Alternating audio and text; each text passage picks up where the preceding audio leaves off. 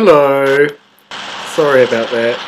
There's been a little technical... Hello. Oh, and Sorry about that.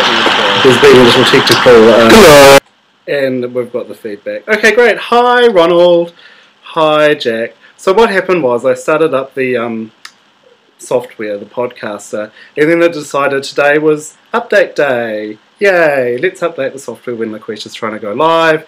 And then it's all poo-poo. Hi, Jack. And then I'm trying to do things and people are saying the question your show's down and I'm trying to not have dead air, so I'm playing the theme over and over again. And yeah, so that was jolly entertaining. Hi, Jack. Hi, Ronald. Hi, 2 other viewers. This is exciting. So sadly Corentin can't be with us today because he is he's making coffee for the white woman in Whitby. Lord knows things get ugly if white women don't get their coffee. I really need a cigarette after that very stressful introduction to the show.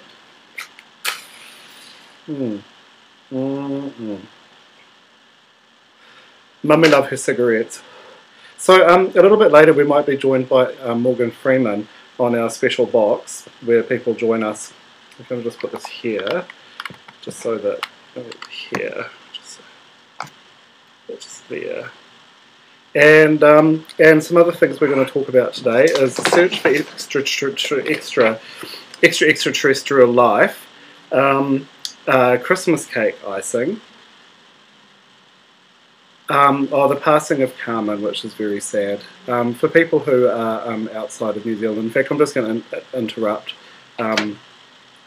this kind of introduction just to pay my respects to Carmen, who was an icon of the Wellington drag scene back in the 60s, 70s and 80s, I think. Unfortunately, I never had the pleasure of meeting her. Here's Carmen in her heyday.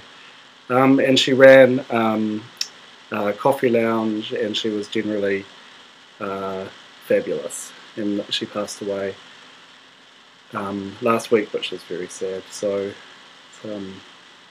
a little minute of silence there for Carmen. And like a goal, I'm going to go back to the things we'll talk about on the show today. We've got some home hints and a list of 5 things that you just must never buy. But they might seem like a good idea in the shop, but it will end badly for you if you go there. It's kind of funny doing this by myself without little Corentin. My little cat's here, is here helping. Hi, little cat. Little cat thinks it's dinner time. Dinner time used to be 6 o'clock, but little cat decided that 4 o'clock was more convenient for her. So let me just click back into the chat. Yeah, so we've got some people in the chat. R.I.P. Carmen, a true pioneer. Real principles made New Zealand more tolerant. One of our great trailblazers. And someone else is asking, where's the cute skinny white boy? Well, the skinny white boy is making coffee for Whitby's white woman today, so alas he can't be with us. So it's just me and no one to bounce off. Bouncy. Ronald just thinks Corentin is semi-cute, but Corentin is probably the prettiest boy in all of Wellington. My lord, it is nice having that pretty thing sitting on my couch. When I see pretty people in town, I often feel like telling them, do you want to just come home and sit on my couch? What's her hand doing over there? What's that? I'm plunging the coffee because I need also to receive caffeine orally at this point. Yes, so at any moment we might be Skyped by Morgan Freeman, so I'm just going to make sure that my Skype's turned on and... Oh, look, it's ringing. Hello, Morgan. Oh, sorry, Morgan. I just have to work out how to put this on. Well, that's awkward. On speakerphone. There we go. Hello. Hello. It's a real pleasure to be on your show. I'm Morgan Freeman. Hi, Morgan Freeman. How are you doing? It's a nice day here. I'm in Hollywood at the moment. I'm not gone back to Mississippi, which is the state I'm from. But it's so good to see the show is going so well there. Oh, thanks, Morgan. That's great. It's a pity the little white fella ain't there. No, I know, you know. So it's terrible that people in the entertainment industry working in restaurants and cafes. So Morgan, I understand that you've got a restaurant down there in Mississippi and a blues bar as well, apparently. How are they going? They're going fine. In fact, I thought we'd get Carrington over here, and we could interview him maybe to see if he can serve coffee to the white women of Mississippi. That sounds like a good idea. It's a hard crowd down here. You could maybe get them some cat cups. We could indeed. I always thought it might be nice to get the 2 cats, 1 cup. The 2 cats, 1 cup. As you have there. I do have that. Where is that? Oh, look, it's right there. Let's go grab it. I'm very glad you paid tribute to Carmen, because even here in the United States, she was a real trailblazer. And during my career, I always looked up to Sydney, Mr. Poitier, who was the trailblazer in my time. And I looked up to him. I shamelessly emulated this man in his career. And he has really inspired me as an actor. Oh, so we've got a question from the chat. Someone would like you to spell, and I don't mean to turn this into a spelling bee, but you can see where this is going. Spell Mississippi. You know, everything I say, Lakeisha, always sounds very good when it comes out of my voice. So I will say that. It was MISSI-PPI. Oh, wow. I just feel so soothed, Morgan. Well, Mr. Freeman. It's just something, you can call me Morgan. Well, I have been, actually. Yeah. Yes. I have to remind myself that some birds aren't meant to be caged. Their feathers are just too bright. And when they fly away, the part of your nose that was a sin to lock them up does rejoice. Still, the place you live in is that much more drab and empty that they're gone. I guess I just miss my friend. I said that in the movie Shawshank Redemption, and I think that's probably how you feel right now when Carrington's not on the set today. I do, actually. I do. It's hard on the outside. I feel lost. I'm actually very easily institutionalised. There's something about, because the institutions in New Zealand are old, and so they're all full of delicious kind of 70s wood panelling and Formica floors that and that Formica just burns. This is fire risk, I'm telling you. And I go in and I just feel like just instant institutionalisation. If I visit my friend at the hospital, I never want to leave. I just want to go onto a bed and be looked after by nurses. I had to do a lot of looking after people as well in my career, especially in my 1987 movie Driving Miss Daisy. I had to look after the actors in that film. I mean, you might just think that I just played a chauffeur, but I had to actually look after Jessica Tandy. Well, the terrible thing is actually, Morgan, I'm too young to remember that film, of course. I suppose you would be. It was a long time ago now, but it was I managed to get an Academy Award nomination for that film. I'm very proud of that. But she played a Jewish widow from Atlanta, Georgia, and I really had to look after this lady.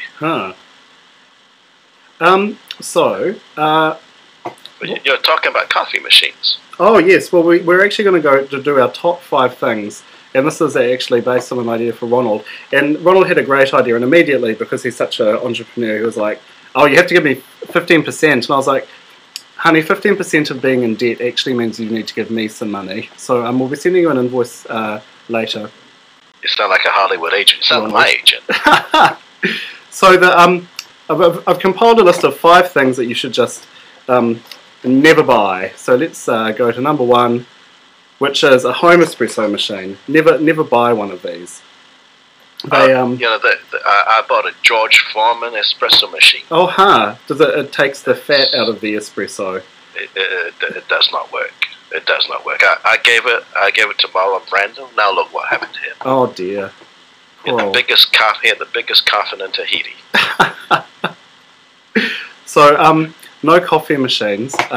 They're just a pain in the bum. They're really, I mean, if you're going to, I'm just going to do this little video mixing thing, which I feel very pleased with. It's like the Thomas Crown affair. Yeah. I'm doing it's called a 3D mix. The problem with the coffee, which someone with the weather girl, with the coffee machine is that they take a really long time to heat up. They don't even make particularly good coffee. Then you have to wait again for them to heat up again if you're going to have a flat white. So it takes about kind of 8 minutes to make a coffee. So if you're having a dinner party and one of your guests spots this in your kitchen and you've got maybe 10 people for the dinner party, you will be there for an hour and a half making damn coffee. If you've got one of these, if you've already bought one and you're having a dinner party, hide it and get a big plunger. If you haven't got one already, just don't. Go to a cafe and have someone make you a nice coffee. It's a much better time. So that's number one.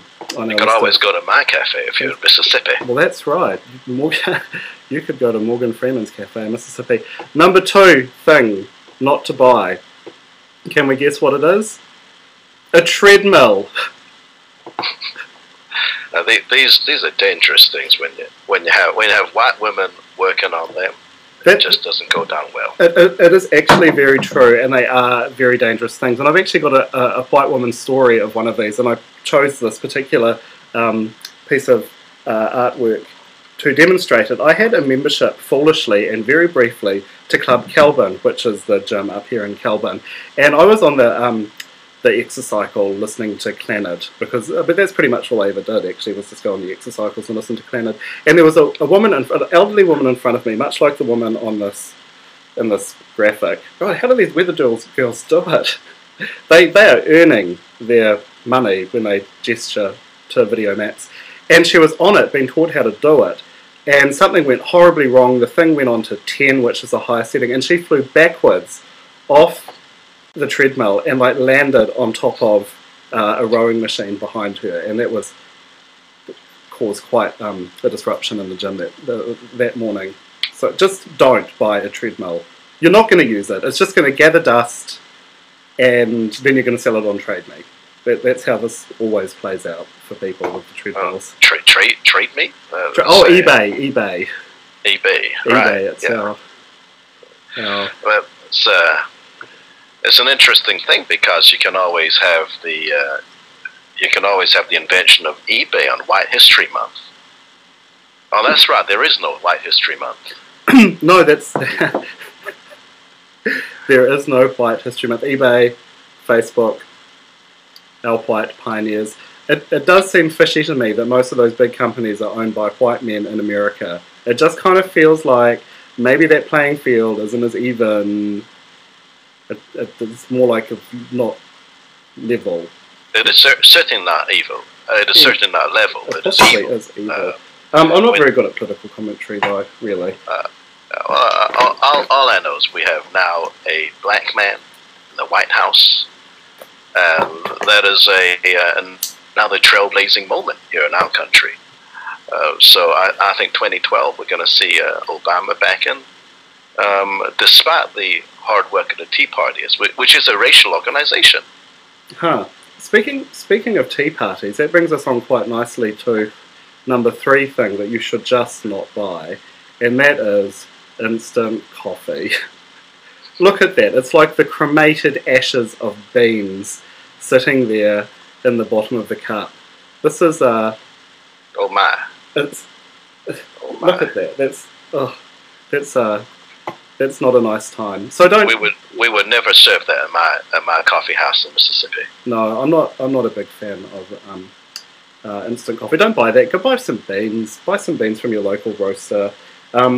It's kind of funny. There's 2 things on coffee here. So obviously, I think the best way to make coffee at home is either with a French press, or as we call it, a plunger, or a stovetop espresso pot. Anything else, and it's just painful. Don't. I recommend against it. Don't take it for granted. You have a gift. You're not meant to take those gifts for granted. Yeah, we've got the gift of beautiful ground coffee, especially in New Zealand. We've got lots of lovely roasters here. Lovely local roasters, and most of them these days are supporting fair trade coffee as well. So you can, feel good that whoever's growing the beans is getting a decent return for their. Well, I need to head down there and see what I can buy. Okay, well, so one of the things that coffee makes me do is go to the bathroom a lot, which brings me to number 4 things that you don't need to buy, which is toilet blue. What is toilet blue about? My mother always would never, well, she would always say that blue dye was really toxic, and I always wanted to buy blue pattern toilet paper when I was a little girl. I don't know, I was a strange child, and I just wasn't allowed. Why, which way do we point? Oh, my weather girl skills are terrible. And then it goes green when you pee in it. Just don't buy toilet blue, save your money. If your toilet's that nasty at the bottom, just pour some bleach in it and leave it overnight. That cures most stains I've found. Well, this is to hide the things in the bottom of the toilet. This is to hide it. So you have the blue that you hide it the brown. Oh. That is why it was invented. Oh, it's nasty. Just clean your toilet. There we go, a little close-up of it. Well, a lot of places in Mississippi which don't have clean toilets. It is a dangerous, dirty state. I'm sure that your establishment, however, it is a fine establishment. I bought it with the money I made after I played President Mandela, and it is a fine toilet. We have a lot of fine toilets now in my establishment. What's happening in chat? Oh, look, okay, so there's chat stuff that I'm just completely not even paying attention to. Can cats and dogs... That's another point, actually. Your cat or your dog might have a drink on your blue, and I'm pretty sure that stuff's not tested for pets. Particularly... It is like drinking Powerade. It is like drinking blue Powerade. Blue Powerade. Now, it is not a natural colour. The final thing I have of things not to buy is basically... anything from an infomercial, actually.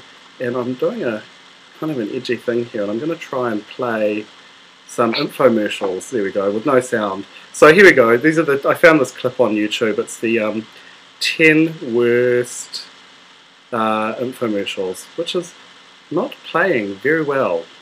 Huh. Well, there you go. That'll be one to go down in White History Month.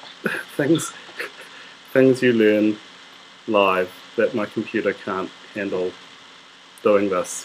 Well, anyway, you get the idea. That's clearly a still from the infomercial. It won't play. Why won't it play? I'm going to have to post a link to that after the show. Don't buy things from infomercials. I don't think I need to explain that much more. It's just not a good idea. I always like to find the hat. Finding the hat. That man has found his hat. He has found his hat. God bless him. He's found his hat. Well, look, see, this man's, he's got this special thing to make his manly part bigger. It's number 9. Well, we number 8 is this we kind black of... men don't need that. No, we don't need that at all. Some kind of crappy vibrate your abdominals to make you skinny fraud. No, don't buy that. This is a smokeless ashtray so that you can smoke in your car, and it sucks your smoke away from your children who you're smoking a cigar in the car with. Honestly, if you need nicotine that much, get some gum. Number 6 is Nads, which is just a poorly named product, although I must confess that I may have used it once or twice, and it was not bad, but really just go to the clinic. This one is some kind of terrible 70s thing where you can turn a radio into a PA system, because that'll make you the life of the party. Absolutely. It'll be alright if I was narrating that radio program. Would be okay. Number 4 is some kind of give your family cheap haircuts device. Now that's not going to end well for anyone. That's just that kid's going to get teased at school. Number 3 is this kind of black powder that you shake on your balding head, and somehow magically having a black scalp disguises the fact that your hair is receding. Black is beautiful, baby. Black is beautiful. Number 2 was this bizarre rotating chair, and number 1 are these kind of teddy bear seatbelt covers. You don't need any of. Don't buy things from infomercials. It's not on. And this is my infomercial. These are dangerous goods that should be outlawed by the Obama administration. Absolutely. I'm just going to readjust myself on the seat. Unless, of course, it's my infomercial, in which case you should just buy until your credit card declines. Okay. Yeah. So you need to buy from Lakeisha. You need to buy And you need also to watch CBS Evening News with Katie Couric. So Ronald's saying, and there's a bit of a delay, Morgan, so it's kind of strange to have audience interaction. Ronald's saying, I knew an actor that used to use that crap. He must be talking about the sprinkle on, I'm not going bald. Bald be gone. Bald be gone. Maybe Ronald can name the actor. I do know a few actors who use that. I'm not going to name them on the internet right now. Who is that one that flies a plane? John Travolta. John Travolta. Does he use it? He's gone bald now. This man has no hair. Is he Scientology these days? He is a devout Scientologist, and along with many of my fellow actors. And this is the business we're in. It is like a club, and it is like a cult. But these people go in there, and they seem to have a good time. Now, it's not the sort of thing I want to do. It's not the sort of thing you see Morgan Freeman going in there. You don't need to be, what do they call it, being audited for your thetans or something, and you hold electrodes. Mainly you give them shit tons of money, actually, seems to be the main aim of Scientology. That is great. And yeah, John Travolta is not that special at all, because I have a private pilot's license also. Uh-huh. I have owned at least 3 private aircraft, including a Cessna Citation 501 jet.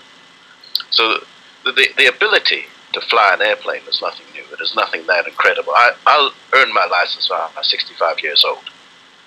And in fact, I still own an Amivest SJ30. There's a long-range private jet. I'm certified to fly all my jets. Oh, long range. Does that mean you could get as far as the South Pacific? I can get to the South Pacific if I wanted to in my private jet. That's very exciting. And I don't even need an airline to support me. I can just fly myself. And John needs an airline. I don't need an airline. So he has a famous sweat hug from Welcome Back, Kotter. Is L. Ron Hubbard? He's the Scientology guy? He is, and I understand that one of his relatives down in New Zealand makes breakfast cereal for you. Oh, are they related? Oh, I didn't know. I actually boycotted. This is why there is a newsletter inside the Hubbard cereal in New Zealand. It is a Scientology propaganda sheet. Get out! It is to convert people to Scientology when you read this newsletter inside your Hubbard cereal.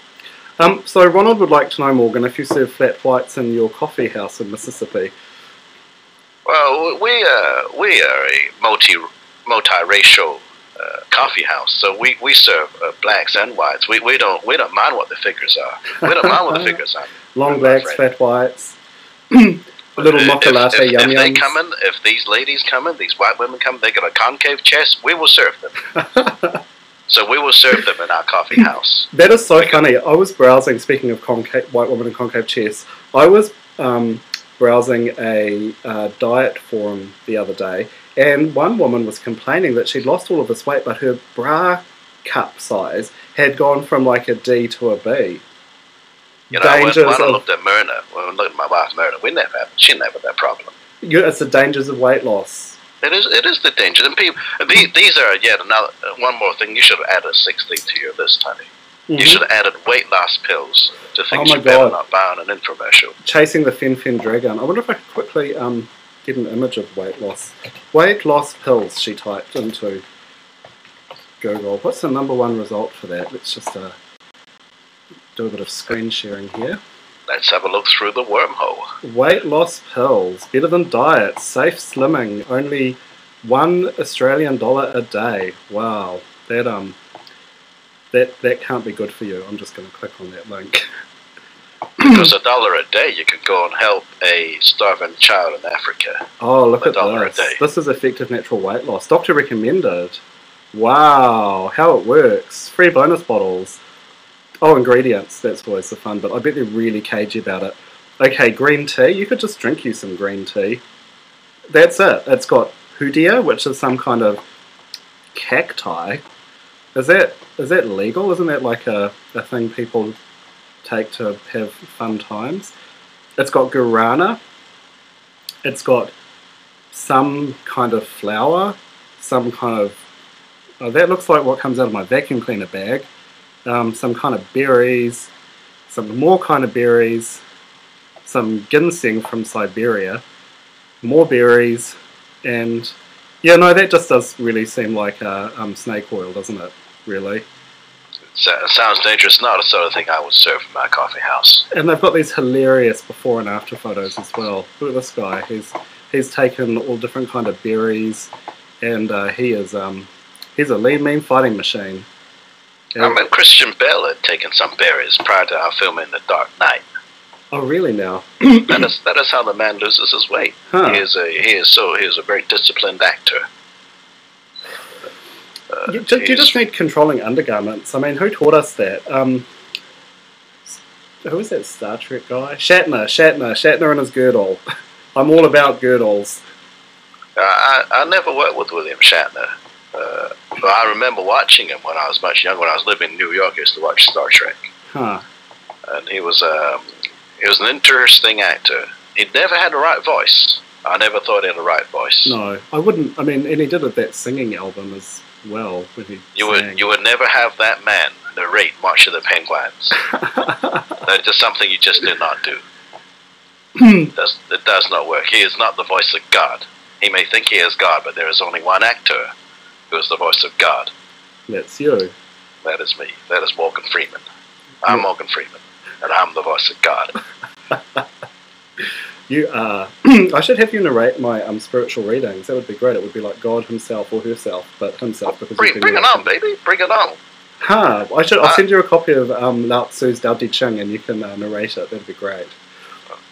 Well, I have been reading the texts from Bennett. Have you heard of this? Have you heard of this down in New Zealand? No. Texts from... This is a 17-year-old white boy who thinks he's a Crip. Huh.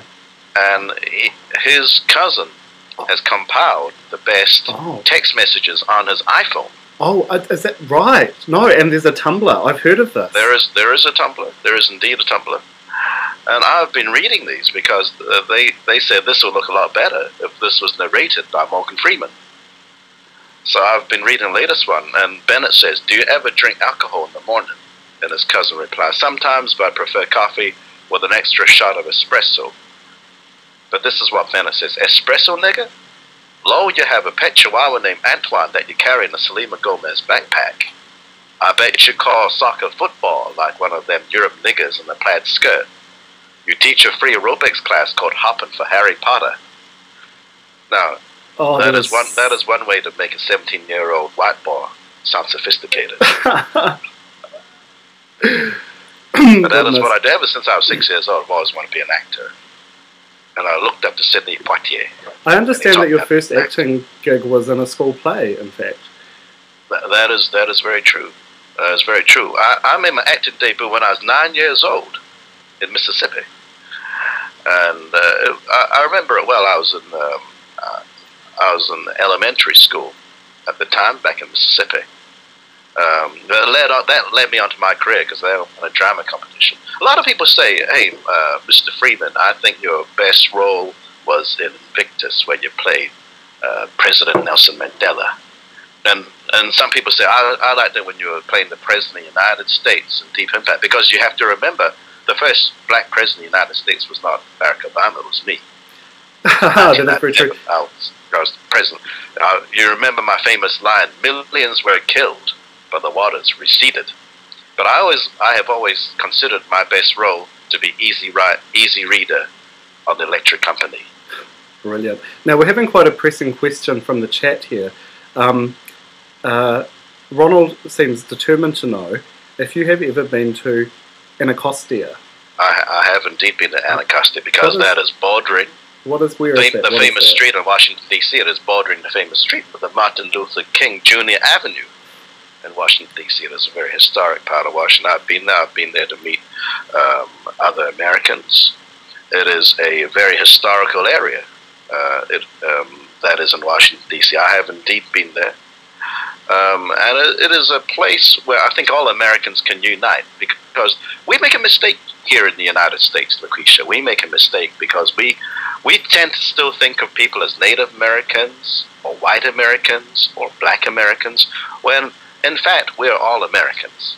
And along the Anacostia River, which is somewhere where the Native Americans first settled, it is a place where every American of any race has come together. We have all made an imprint in Anacostia. It is a place where America unites, and it's very close, of course, to the White House. You can drive to the White House from there, and I, of course, met the President of the United States, Barack Obama. It is a wonderful, wonderful place. But then again, this is a wonderful country, and it's a country that's worth fighting for. Well, one of the things that, just to kind of change, just segue a little bit, that I want to talk about today was SETI, which is Search for Extraterrestrial Intelligence. And I'm just having so much fun with this screen doohickey thing here. So here we are on the SETI website. Because, you know, if it was not for SETI, we would not even have the plot point for Deep Impact. Or that other film with Jodie Foster that was quite bad. Well, Jodie Foster has made a lot of films. But she made one, did she not, where the special effects were done by Weta down in New Zealand. There was there was aliens, and then she saw her like dead father in outer space. Does this ring a bell to anyone? This is the one I'm talking about. This is the one where the special effects were done by Weta. It was called Contact, wasn't it? Was it really done by Weta? It was indeed. It was the movie that saved the Weta studio. Wow, that's So I think anyone who has a computer should download SETI, and what happens is that there are these space telescopes. I wonder if I could find a picture of a space telescope. There we go, alien telescope array, she said, clicking on. And they're pointed at space. Oh, that's illuminated. That's quite, look at the care they've taken with the lighting of that one. And we're trying to look for, oh, that looks painful. that looks painful. To outer space, and there's lots of little satellites here, and there's a computer bank, to listen for the radio chitter-chatter of other civilizations. And so what happens is there's all these like telescopes pointing at the sky, lit attractively, as this one is. And there's all of this data that gets downloaded, and they need computers to analyze the data. And what you can do is download onto your computer the SETI screensaver. So when your computer goes into screensaver mode, it helps the SETI search for extraterrestrial intelligence by analysing their data and sending the results back to them. And so there are like millions of people across the world running the software on their computers, helping for the search for extraterrestrial life, which I'm not quite sure why I think is such a big priority, but I do, so there. So I'm encouraging, and I think the reason I'm mentioning this is, and I can't seem to find it on the internet, is that they just got a bunch of funding, actually. Right, the US military pays SETI to check Kepler 22b for aliens. Isn't that interesting? That's from the Register. So it's got some money at the moment. Search for extraterrestrials. This is from the register.co.uk. The Search for Extraterrestrial Intelligence has announced that it is back in business checking out the new habitable exoplanets recently discovered by NASA's Kepler Space Telescope to see if they might be home to alien civilizations. The cash needed to restart SETI's effort has come in part from a US Air Force Space Command who are interested in using the organization's detection instruments for space situational awareness. So isn't it you can be part of that? I'm part of that. I think it's better the money being used to find aliens than going around targeting Americans with a new law that has passed there in Congress. SOPA.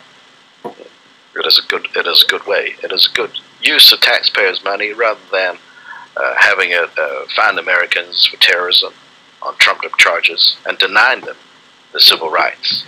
I don't know, I just kind of miss the space race. I think I'm just a little bit misty-eyed for the Cold War. I think that's why I find SETI so reassuring. No one's... It was a good time because... Well, you know, I mean, we were the bad guys. Dirty commies were the... No, we were the good guys. Wait a second. We were the bad guys. Anyway, it was clear. There was like the West and there was dirty communism, and it was real clear about who was who. Now it's complicated. It's very complicated today. I suspect it was complicated back then as well, but it seemed like simpler times. Let me tell you, actually, and I said this last week, people get misty-eyed about the olden days when I would break into each other's houses. The reason is the olden days, we all had the same crap Alzheimer-inducing aluminium pots and pans. There was nothing to steal. That's why it was so safe, people. Of course, it's never been safe in the United States because people are always in different things. Folks are different things in different parts of the neighborhoods. That is very true. So there was always, crime was very rife. And you know, a lot of the problem here we have in the United States is the inequality of our economy. Because if one person has something, another person wants to steal it. And that is one problem we've got here. We're starting to get that quite badly here as well. It's quite interesting, actually, and I think that leaders would do well to remember the lessons of history. It's been shown time and time again when the gap between the haves and the have-nots grows too big, civil unrest follows. And what have we got at the moment? Civil unrest, people. And the problem is not going to be easy to solve. You can't just snap your fingers and redistribute wealth. Care was not taken in the 90s and 2000s. And now we're living with the consequences. And of course, in our country, we went to war. We spent trillions of dollars going to war. We've got a LaQuisha on the chat. Hi, other LaQuisha. Hello. You mean there are two of you, baby? There's two of me. And no, there's... that sounds like a very good plot point. I've never done a film with two LaQuishas. It could be called in LaQuisha. And so I'm just finding out that Ronald did a week on Contact. I didn't know that, Ronald. Awesome. That's awesome. Did you see Jodie Foster? I would like to meet this Ronald. Ronald's great. He's a notable director in Wellington who has had some things at Downstage. Because if we have Ronald, I could get him into the third movie in the Bruce Almighty, Evan Almighty series, because we're going to turn that into a trilogy. And we're looking for another actor, because that gives me another chance to play God. Well, I think Ronald, because we were talking about this the other day, I think he's quite keen on more direct TV. Actually, we have the same thing. Ronald and I are cut from the same cloth. Basically, both of us need to be in charge. That's the bottom line. You know, a director has not been appointed for this new film yet, so we can always get Ronald in. Morgan Freeman can hook you up. I can get you into the third movie, the third entry. Ronald, don't say that. Ronald's having an attack of... You're a trilogy. great actor, Ronald. Stop it. You're a brother actor, Ronald. You're a brother actor. I would like to meet you. I would like to shake you by the hand. God bless you. You're an actor. You're a brother actor. You're a colleague of mine. And that is the one thing, is it not? Where we have the passion to be an actor. It is the one thing of this business that unites us and draws us, because this is my little idea of heaven. Well, being on there, acting, that is my idea of heaven. Oh, my cat's been frustrating. Come on, Sophie, where's my cat? Say hi to Morgan Freeman, cat. Even here in Hollywood, LaQuisha, your pussy is very famous. She's lovely. Look, I can just wear her as a wrap. She's very pussycat. You mean like a fox? Which of course brings me to a time when I played Lucius Fox in Batman. Oh, she's on the keyboard. As long as you don't turn the program off. Right, so we were talking, my friend and I, about Christmas time, and Christmas cake icing, which is basically my favourite part of the cake. And so my friend said that when she was a child, she liked the icing far more than the cake, and she'd get given pieces of Christmas cake, eat the icing, and then hide the cake in pot plants around the house. Good thinking. It sounds like a very good game you can have there. Yeah. And I hear too that you have had a general election down there in New Zealand. Oh yeah, we had an election. It was all a little bit poo really, because the people that I voted for didn't win. Because I remember this John Key, when I was working, I remember John Key, he was working at Merrill Lynch, which is one of these firms. And I distinctly overheard the conversation they were having in a Because cafe. Merrill Lynch it's a type of casino, isn't it really? Kind of a white, secret casino. It is a white man and a Jewish man's casino. And I remember they were having a conversation with John Key saying that he did not have to work here anymore if they could have him, if they could plant him to be a leader of a country. Oh dear. And I remember he just nodded and smiled, and I did not hear anything from him until he became your prime minister. I thought, is that not the same boy that I had seen in New York and Merrill Lynch? So I believe this man has a plan. Well, that's quite troubling. Although, onto Facebook today, actually, because we've got this Minister of Paula Bennett or something. Am I going to be able to find this easily? Is she the one from Texts from Bennett? No, I think she's related to, who is that one that could see Russia from her house? Sarah Palin. Oh yeah, I think she's related to Sarah Palin, possibly. I'm just scrolling through Facebook here to find, because someone noticed a thing about Paula Bennett, and I was quite taken with it, she said, scrolling through Facebook. Because if you smile a lot, a lot of people get drawn to you, including all the crazies. They had that problem at Occupy Wellington, apparently. A lot of crazy people. Actually, this one crazy guy ended up staying in my friend's girlfriend's flat, and she had to move out because he was too crazy. They were kind of... Unfortunately, there were some people at Occupy Wellington who believed that they could heal crazy people with love, but that's a nice idea. But if those crazy people are abusing and harassing other people, they need to go. They need to, right. Well, I understand your country when you have crazy people, you put them in there for 3 years into your cabinet. Yeah, so I found the thing that I wanted to share. So it's this is quite stunning. Have you ever seen them in the same room? I've never seen Saddam Hussein and your Billy T. James in the same room. No, well this is very true. It's the character from Little Britain that plays the Fat Busters, and I thought quite a funny parody would be... Marjorie Dawes. Paula Bennett kind of going, but instead of fat people, there'd be poor people, and she'd be like, oh, look, you povo, poor. And, but I'm not quick enough to do that hilarious comedy, but I thought I could somehow get an actor to do that, and it would be hilarious satire. I've often thought I could play that role very well as Morgan Freeman. You probably, before just with the right wig, really. I could go on and say, hello, fat fighters. What is the one food you must avoid? That is right. What was that? Curry, yes. So I think I could do that role. I could do any role in Little Britain. I've been practicing my Andy Pipkin. Which one? Is Andy the big one or the little one? He is the man in the wheelchair. He is the man who looks like Mel Smith in the wheelchair. Yes, yes. So I've been practicing his lines. It's like, Chaz, yeah, I know. Yeah, I know. I want to go toilet. George Michaels, I don't like it. Do you think these are good impersonations? This is my impersonation. Oh, you're back. No, I thought we'd switched to the other guy for a second there. That was so convincing. Yes, no, definitely. Oh, thank you. Definitely.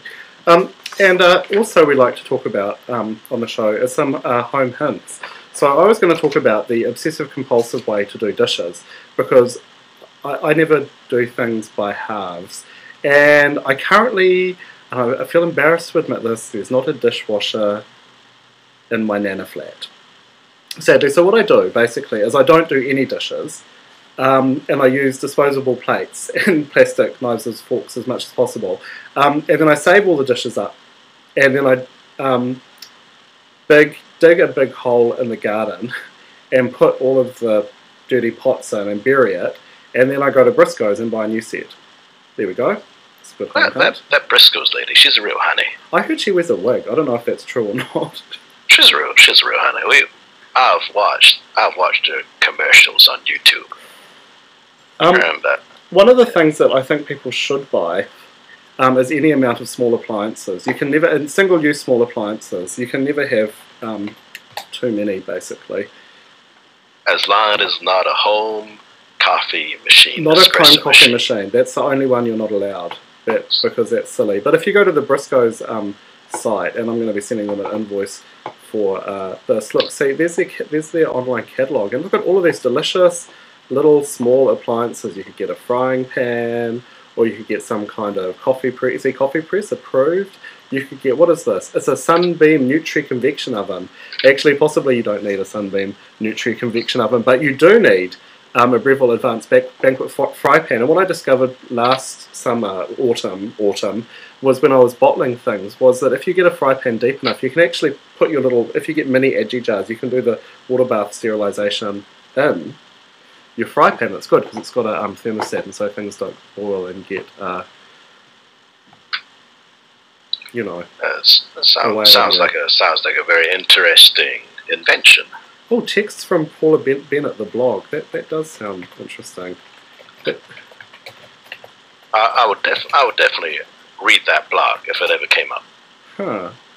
I wonder if that might be a thing that could happen in the world. I might do a Google search and see if there's a blog with text from Paula Bennett.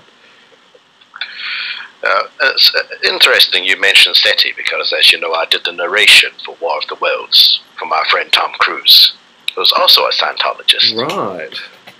He is very high up as a Scientologist. It's very interesting when Tom is high up because he's not very tall. And by high up you mean he gives them a lot of money? He gives them a lot of money. And he is equivalent of an archbishop in the Church of Scientology. And here we have some, this is probably not the War of the Worlds that you were involved in. And here's a nice graphic from the, because the original War of the Worlds caused panic because people thought that it was actually really happening and that aliens were invading. Was that Orson Welles? It was indeed Orson Welles. He had quite a good voice. He did that on radio. And people thought that... that is very similar to what I had on the film. Yes. That is very similar, baby. Is there because there was that great 70s vinyl as well, with and you could get that. And it would have... That is right. I remember in the 1970s, I was on vinyl for the electric company, where I read different vowels. I like vowels. Vowels are great. I'll make my money on vowels. I had a lot of vowels, and I made a lot of money just going at, cat, and other words like that. Oh, there we go. No, I found it now. There we go. There's Tom. There he is. And that's enough screen time for him. That man has a big nose. Have you noticed? I noticed that there's something asymmetrical about his face. It's like his mouth is off center. He's very asymmetrical. And it's quite something. And there we go. Look, and I found it here. He has got the most asymmetrical face. It's one of those cannot unsee moments that once someone points it out to you, you'll never... He's got asymmetrical teeth. That's it. That's very disturbing. That is very disturbing. This is like a time I worked with Matt Damon in Invictus. That man has an asymmetrical face as well. Here we go. I've got the thing. This is so much fun. Look at that. His teeth are like yeah, you see that with the line down the middle, and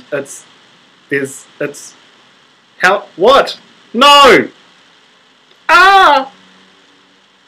We'll just leave that, because you can see just kind of here that his teeth are actually not, there's no symmetry. So there you go. There are just some places you don't ever want to go back to, like Montreal in the winter. Ronald's saying Rick Wakeman. Do you know? I don't know who that is. Should I know who that is? Is he someone? Should I invite him to Christmas? Maybe you should have Rick Wakeman on your show. Maybe he's asking him to come up for a guest role. Oh, because I know of Rick because he was in a progressive rock band many years ago. Oh, he must have been the Tripods guy. Yeah. Did he? Long time ago. Is this the connection, Ronald? I don't know what the connection is. Don't understand why we're saying no. That's no. No, he was. He played a lot of work for Straubs. He joined Yes a long time ago.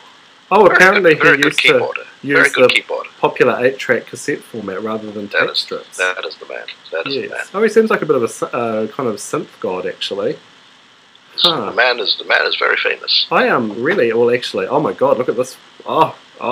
Okay. So just This. Look at him. It's like the keyboard equivalent of Phil Collins' drum set. That's hot. That's a lot of different types of synthesizers from the 70s. Like I said, that was a good decade. Yeah, I like the 70s. Not that I remember it because I'm far too young. But I understand that it was I a fun remember time. very well. So I did a lot of work then. So we're actually coming to the end of our time together. Morgan, do you have any kind of parting words, voice of God, guy? I just want people to remember, if you become a star, people are going to see you. If you remain an actor, they're going to go and see the story you're in. But I can say that life has been good to me. It has been and is good. So I think my task is to be good to it. And how do you be good to life? Well, baby, you live it.